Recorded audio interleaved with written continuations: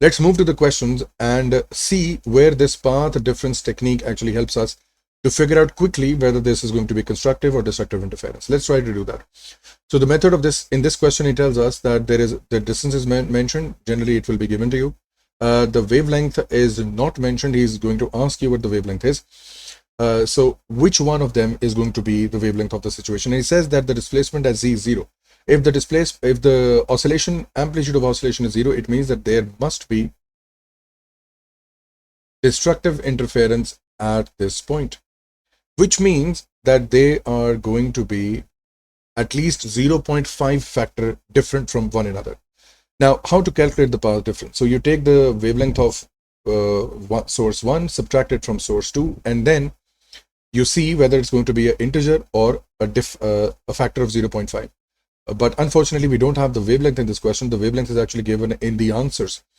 So let's convert this by dividing them with wavelength and then taking subtraction. So what we're going to do is 24 minus 34. This path difference comes out as 10 centimeters.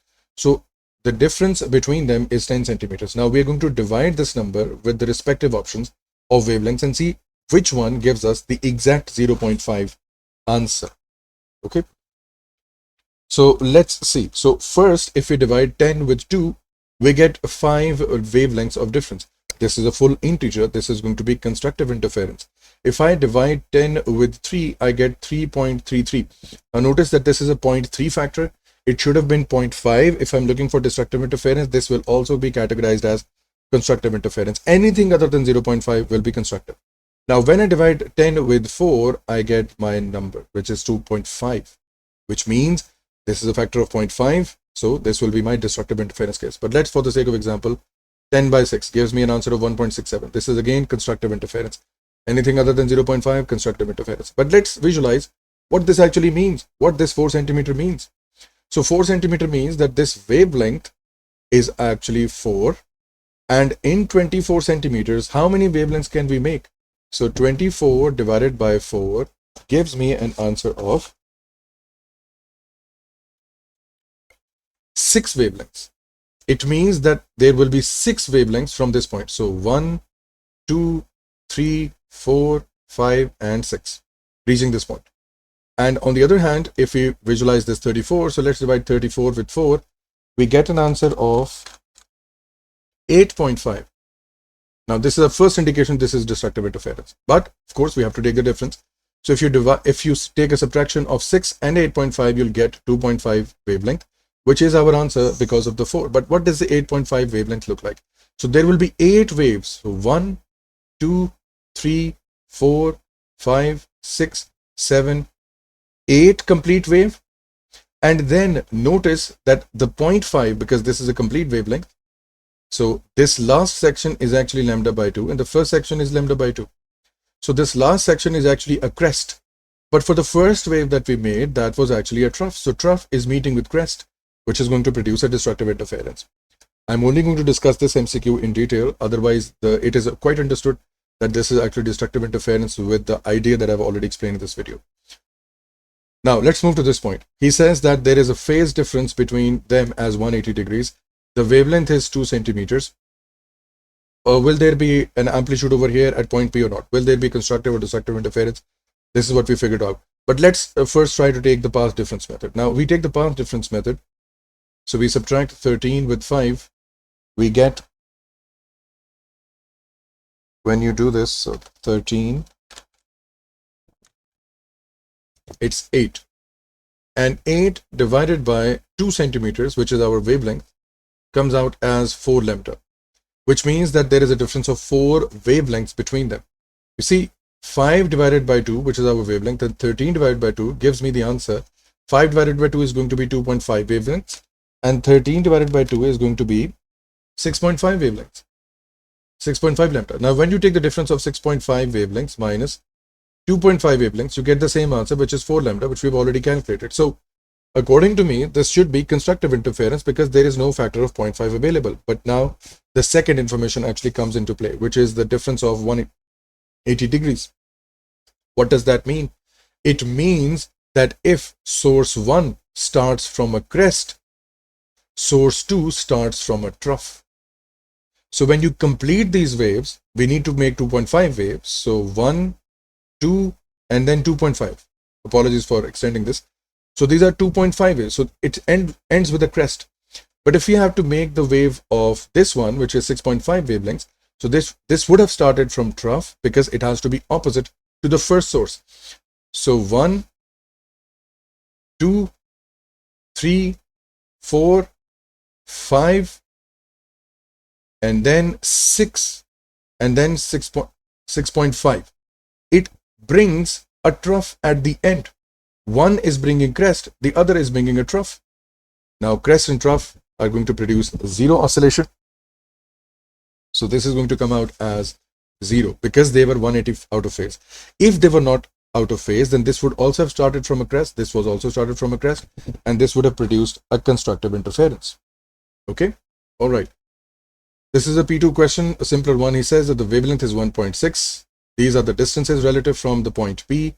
Tell me what's going to happen. So take the path difference. So path difference would be, it's your choice. In books and classes, sometimes we teach that 11.2 has to be divided by 1.6, and then 7.2 has to be divided by 1.6, and then take the difference. To me, it doesn't make a difference because algebraically it's going to produce the same answer. So first take the difference, 11.2 minus 7.2. So when you do that, you end up with an answer of 4.5 lambda. So this is actually 4.5 lambda, and this is going to be, sorry, this is 7 lambda. This is 4.5 lambda. You can do this directly as well. So if you take the difference, 11.2 minus 7.2, this gives you an answer of 4. And when you divide 4 with 1.6, which is your wavelength, the answer comes out as 2.5. So 2.5 wavelength of difference between them. Since there is a factor of 0.5, this is going to be destructive interference. Now he asks you, what will you see at point P? This is a case of destructive interference, which means that the point P will not oscillate. It will not produce any oscillation. So what will we write down at point P? We will write down that and the phase difference between the particles is actually 0, right? So that means that if this starts with crest, this also starts with crest. If this has started from trough, this would also have started from trough. Your choice, doesn't matter. So what we will write down over this is that no ripples, no movement, no oscillation, and you will mention that there is a path difference of 2.5 wavelengths, hence a destructive interference has taken place. It's very important to suggest the reason as well. So what you've done, you're given one observation, what you will see, and you've given the reason for that as well. So you're going to score full marks for this. State and explain the effect on the answer of C1. He says, what's going to happen to C1 if these changes are made separately? So comment about this when 1 is done separately and 2 is done separately. So let's see what the phase changes are. He says that there is a phase difference between D1 and D2 is 180. If that's the case, our answer reverses, which I've explained to you in the very first, in this question, that if there is a phase difference of 180, you will shift your answer to the other side. You see, 4 lambda means that this should have been a constructive interference, but because of the phase difference, this will now be destructive interference. And I've explained the reason that one of them comes with a crest and the other one comes with a trough because of the difference of phase. So at this point, I assume that previously, if there was no ripples, now there will be ripples, right? Because one of them is out of phase. So there will be ripple seen or ripple observed, and point P oscillates, right? And there will be constructive interference at this point. Okay. All right. At point B, he says that the intensity of D1 is less and the intensity from D2. Okay. So it does not change the answer. Okay. It wouldn't matter, but there is one thing at this point, that this will call for a constructive interference. Why is this going to cause constructive interference, although they have a phase difference of 180 degrees between them, right? So what's actually happening in this, if we compare it with the original one, we see that there is a difference of 0.5, that they should have destroyed each other. There should be destructive interference taking place at this point. But what happens if you change the power level of both sources? You see, we are assuming at this point that they're producing same amplitudes, they're producing A and A. But if you decrease the amplitude of one of the sources, for example, let's say that this is now producing amplitude A by 2. Now over here, we would require that if one of them is actually a crest of A, the other one should also be a trough of amplitude A, so that A plus with the negative amplitude gives me an answer of 0. But since now I'm dealing with half the amplitude, this will be A by 2. Now when you add them together, this is going to be actually A plus minus A by 2. Why am I adding negative? Because this is a negative amplitude. For waves, the upper crest has a positive amplitude and the trough has a negative amplitude, right? So now this is a negative of A by 2 or half the amplitude or less than that. So this is going to produce a positive amplitude of A by 2. This is not equal to 0. Destructive interference requires absolute destruction. This is not equal to 0. Hence, this is going to be constructive interference, or you can say ripples are seen. Ripples are seen and observed, right?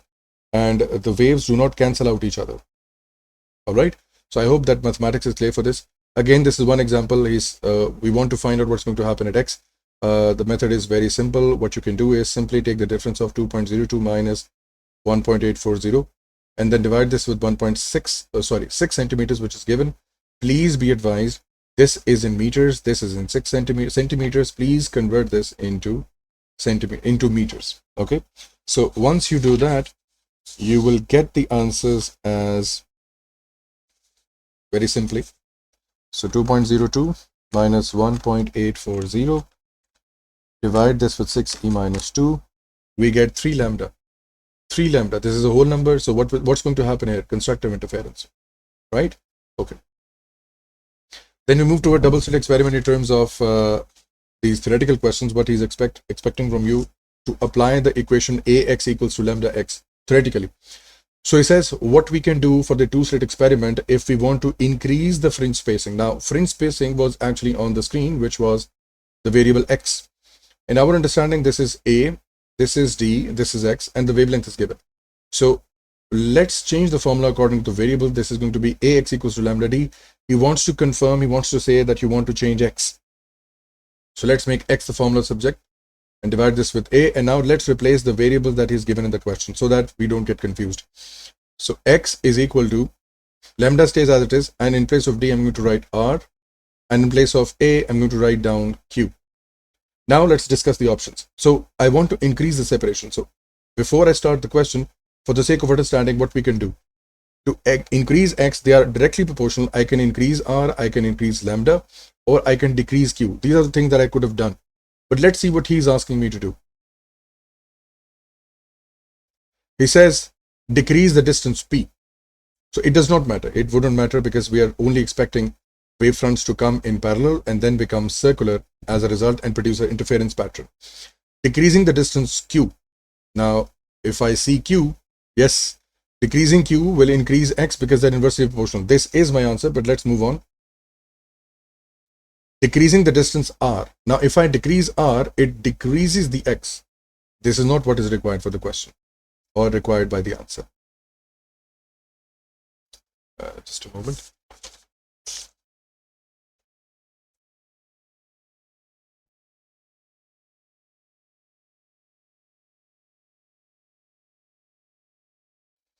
And then it says decreasing the distance r.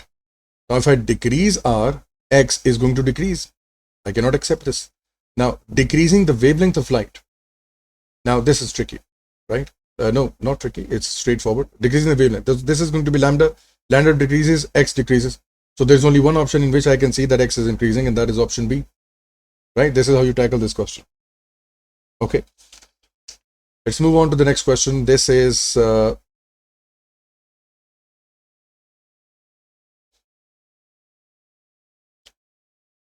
this is a numerical question that we have. Okay. This will be solved by a ratio method. Let's see how this is going to be solved. So we have a double slit experiment, and of course the equation is ax equals to lambda d. What he wants us to find out is the distance between the successive fringe separation. So let's make x the subject of the formula. So this will be lambda d divided by a. This is what we get. Okay. Now he's going to make some changes. He says this is x dash, and the fringe separation was 4. That means that this is whole equal to 4 millimeters as in place of x. Let's add new data, new information into this. He says that the experiment is changed. The double slit replaced by another double slit that half the spacing. Let's make this for the new situation. So x dash is equal to half the spacing. That means that it is going to be divided by a by 2. I'm decreasing the spacing by half. The screen is moved so distance from the is twice as great, which means that the d value is going to be 2 times d and lambda is not disturbed. So let's perform the algebra and realize this 2 is going to come up. This is going to be multiplied by this 2 and we're going to have 4 lambda d divided by a. And I've already done that lambda d divided by a, the standard value was equal to 4. So if I replace 4 into 4 from this idea, this is actually going to become 16 millimeters over here. Another way of looking at this would be that we know that x is inversely proportional, x is directly proportional to d, and x is inversely proportional to a. So if you multiply this with a factor of 2, then this is going to get doubled. So it comes from 4 and goes to 8. Now when you add in the second detail, if you halve this, this will be doubled because we know it's inversely related. So decreasing this increases this. So your answer is going to get multiplied by 2 again, leading to 16. So when you include both factors, it's going to go to d. So you have two choices, either follow this method or either follow this method. Both are correct. This question is a bit tricky and requires mathematical manipulation. So please hold on to this one. This cannot be bypassed. It has to be solved by a quadratic equation. So first, let's open up the calculator. Okay, let's first make the equation and then open the calculators for this one. Okay, all right. So he says that wavelength is 600 nanometers and the fringes are being produced, found to be 1 millimeters. So equation number 1 from ax equals to lambda d actually formulates like this. A multiplied by 1 millimeters equals to 600 nanometers into d. This is equation number 1 or scenario number 1. Then we have scenario number 2. Now please be very careful about the words. He says that the screen, the distance double slit and the viewing screen increases by 2, which means that this is not 2 times d, rather d plus 2, right? Okay. And the other thing he says is that it increases to 1 millimeter, which means that it has gone from 1 to 3. So x is 3 now. You are not going to add or you're not going to assume it to be 2, rather 3. So the second equation that we get over here is going to be ax equals to lambda d. A multiplied by 3 millimeters equals to 600 nanometers. Wavelength is not changed. And d plus 2 over here. So this is the second equation. Now let's manipulate this to make it a bit simpler. So if I bring this over there, this is going to become a into 1 millimeters minus 600 nanometers into d equals to 0. This becomes my first simultaneous equation. Over here, we'll have to be a bit clever. I'm going to just multiply this with d, multiply this with 2, but I'm going to leave this factor on the other side and only bring 600 nanometers d to the other side. Because on the calculator, we have to put it like that. So this is going to be a multiplied by 3 millimeters. Notice I am not ignoring the millimeters. It has to be a part of this. Minus 600 nanometers d equals to 2 times into 600 nanometers. Okay.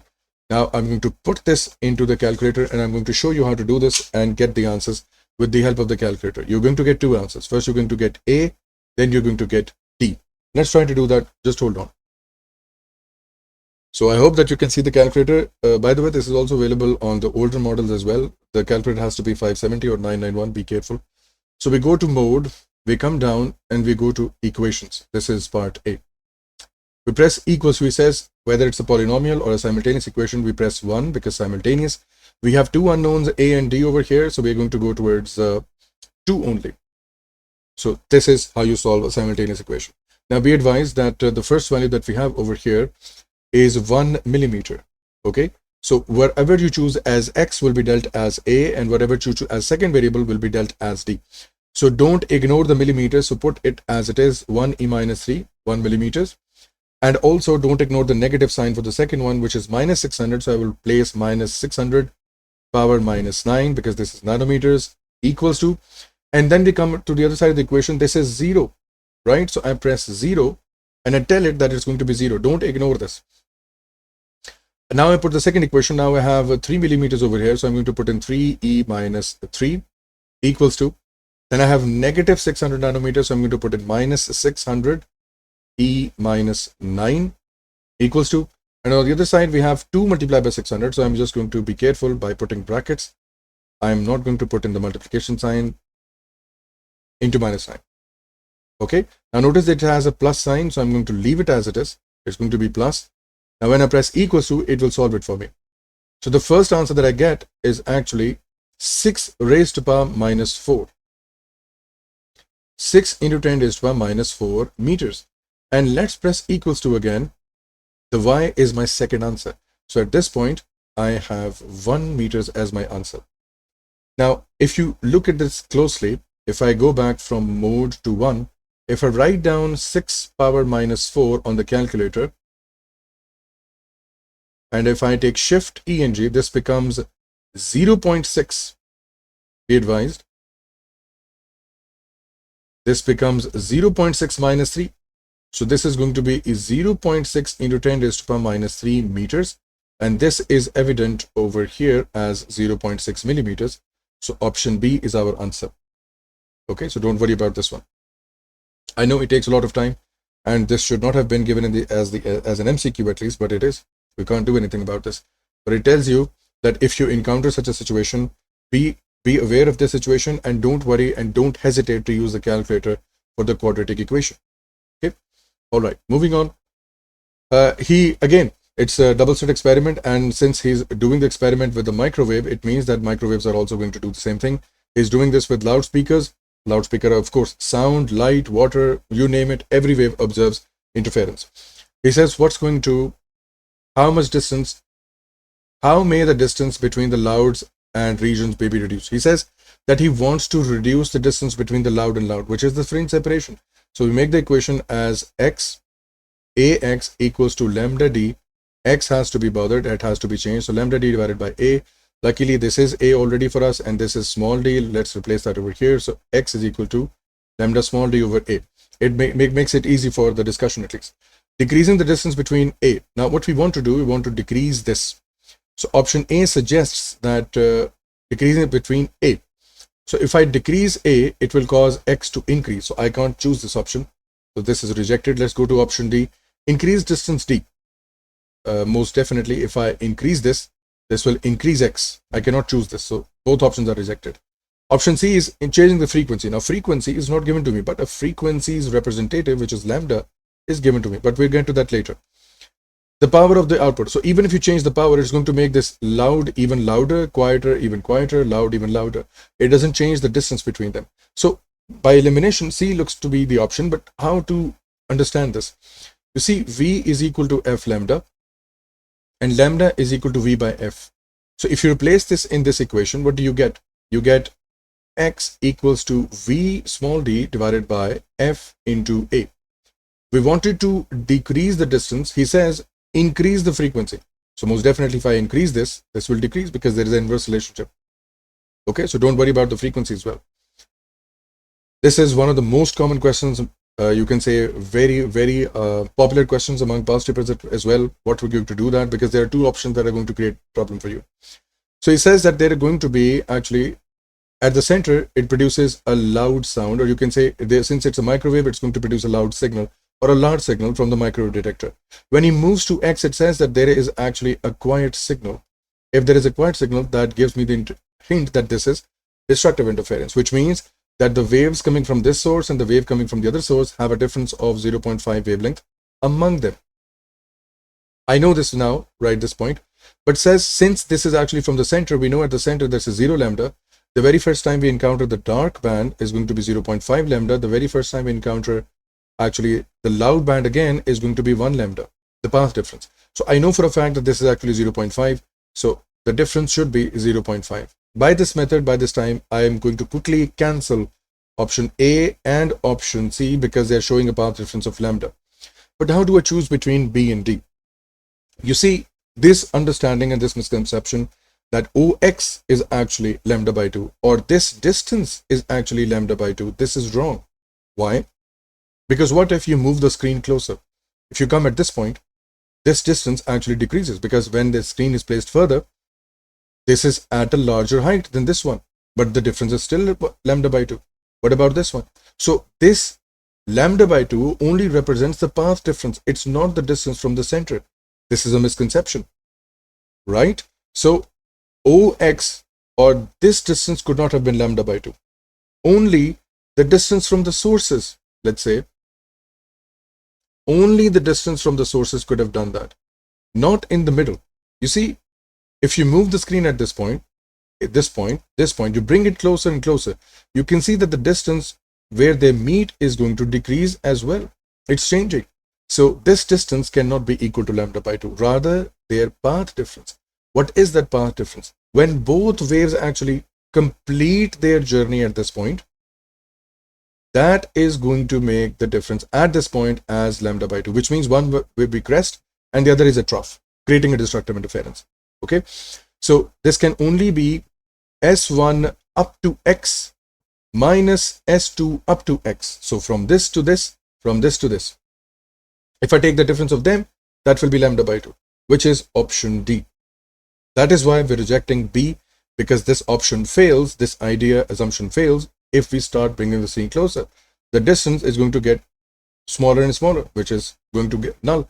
How is that possible that lambda by 2 at every situation is different? Can that be possible? No, lambda by 2 is fixed. That's why B is rejected. Option B, second option, is rejected, and D is selected.